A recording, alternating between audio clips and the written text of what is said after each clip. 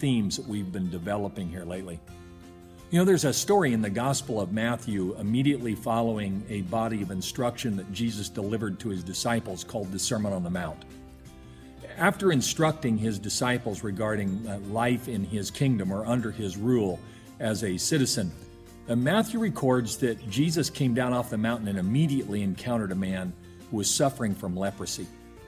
Now, first of all, this man was a social outcast for several reasons, the least of which was the highly contagious nature of his disease. But secondly, the disease from which this man suffered, it deadened his bodily sensitivity to pain and put him at risk not only for losing parts of his body to the disease, but to injury as well. So the account goes like this. When Jesus came down from the mountainside, large crowds followed him. A man with leprosy came and knelt before him and said, "Lord, if you are willing, you can make me clean." Jesus reached out his hand and touched the man. "I am willing," he said, "be clean." And immediately he was cleansed of his leprosy. Now I want to camp here for the next couple talks because I believe the Lord has a specific word for all of us in this story for such a time as we live in today. So let's begin by focusing on a couple of the actions in the context of this story.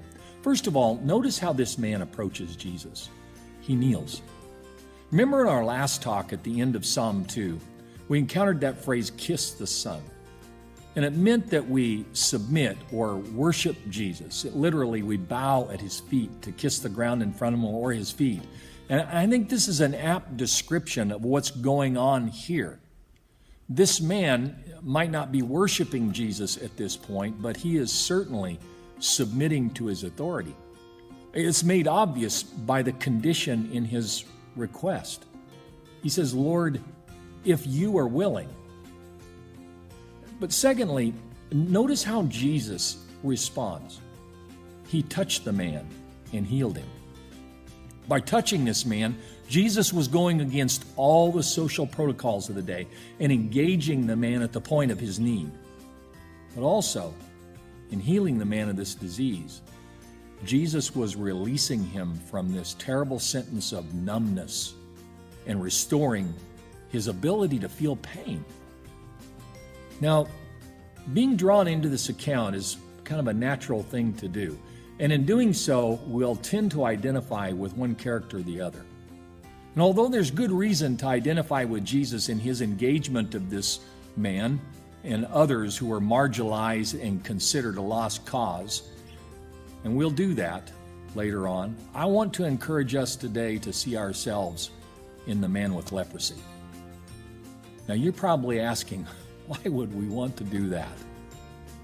Well, here's what I sense the Lord saying to us today.